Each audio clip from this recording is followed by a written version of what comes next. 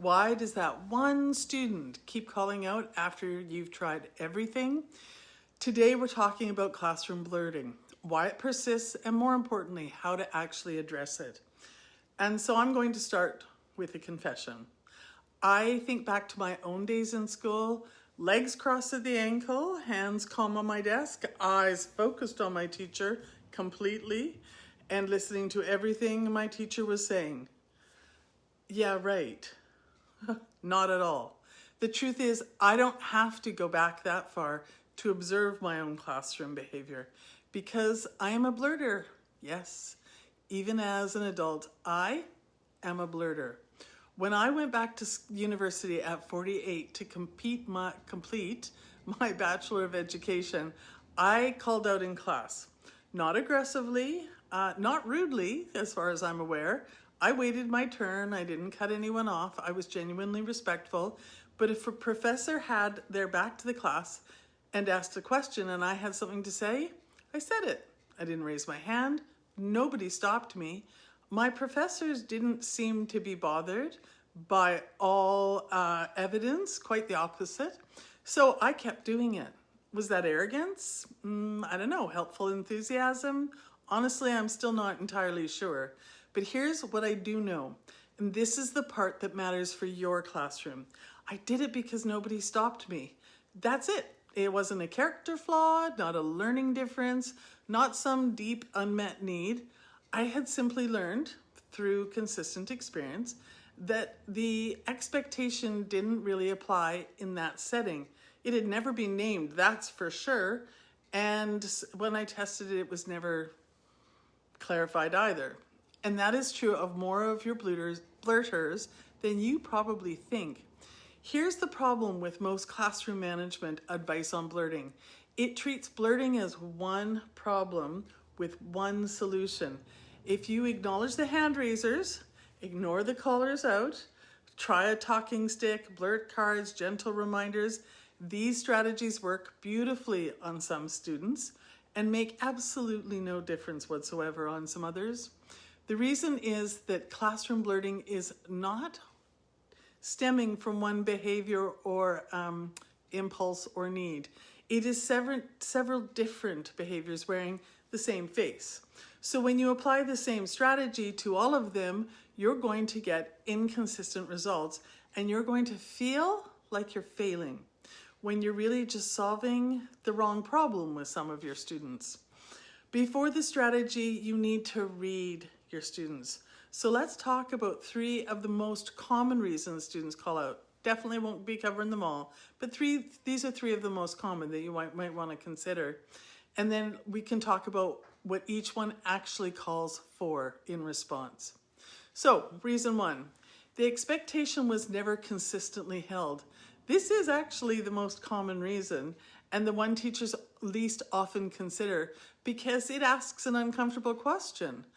Whose classroom taught this child that calling out was fine?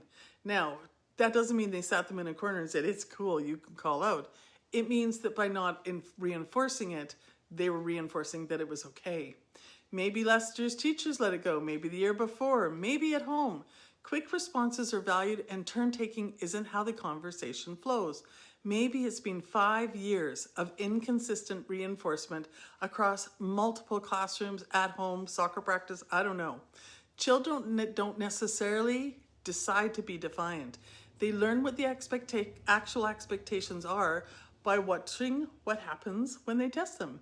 If calling out has been met with occasional redirection, occasional laughter, and occasionally nothing at all, the child has learned this is probably cool. So now all the blurters need discipline, and I mean that in the truest sense of the word, which is to teach.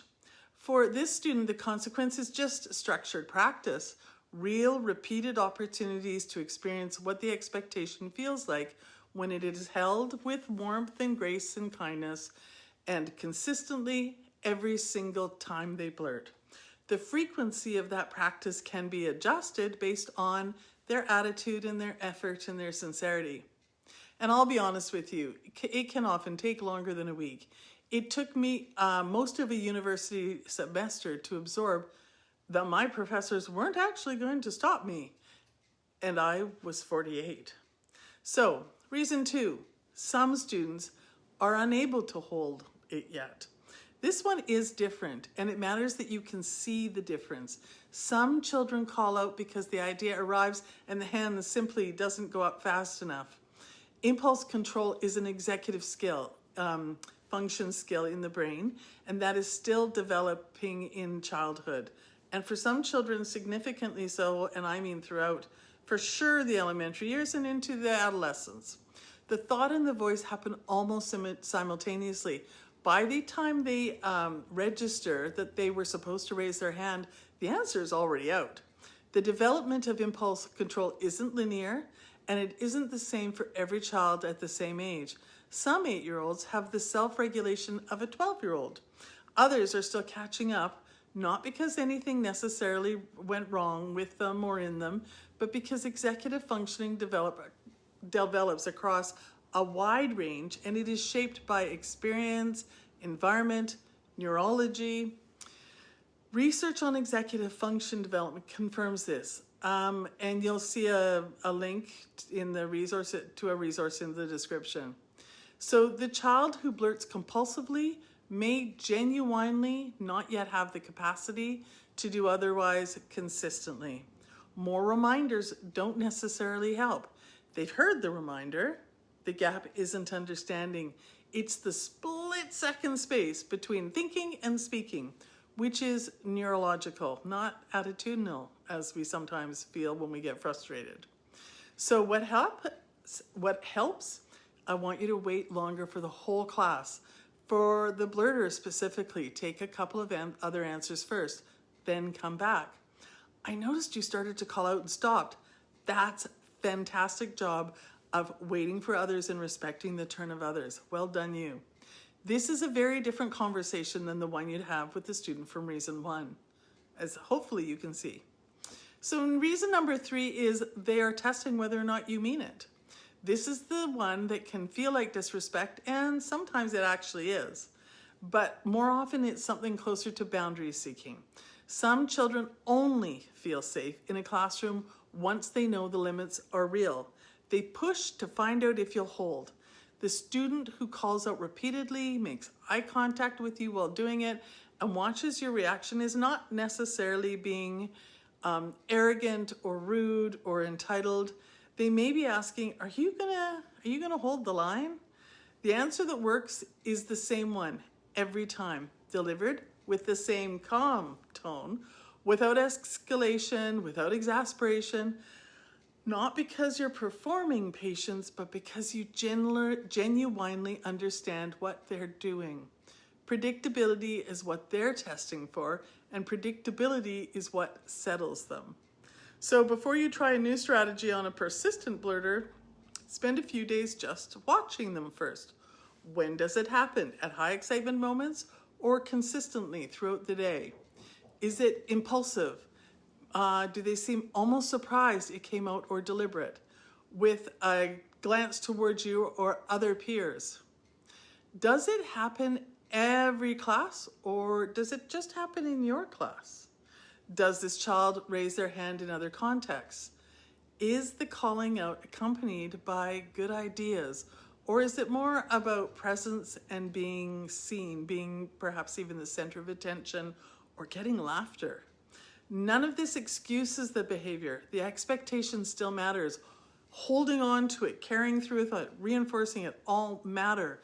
But how you do all of that, whether it's a quiet, consistent reminder, a private check-in, or a warm acknowledgement of effort, should match what you understand about why it's happening. And in truth, for me at least, understanding why it's happening helps me to maintain the patience and the calm and caring tone. The same strategy delivered to 3 different blurters for 3 different reasons will get 3 very different results. So if you're still working on the foundational classroom structures that help expectations stick in the first place, my Calm Classroom Foundations Guide is a good place to start because it walks through the full framework and how the pieces kind of work together. And you'll find that linked in the comments, the first comment and the description. So what changes when you get this right? The student who was never stopped just needs to be stopped, clearly, warmly, every single time, until they genuinely believe the expectation applies to them. The student who can't quite hold it yet needs scaffolding and practice, not correction. The student who is testing you needs to find that the boundary is real and that you are consistent about it. None of these is a quick fix, but all of them are workable once you know which one you're dealing with. Because again, once you understand what's going on, it does, at least for me, it makes it much, much easier. Blurters are tough. They're a distraction for both teachers and students, but it's also important to remember that these guys are children and they are individuals. Their reasons for blurting are as varied as the students are. When we learn to teach the children, not the curriculum, this really becomes easier to see. And the truth is, states of matter is almost trivial when we put it into the scope of a whole life. Teaching a child to discipline themselves to stop blurting, that is what I call a 60-year lesson, because it's about respecting others, listening to others, taking turns, personal awareness, and the list goes on. A change you have made for their lifetime.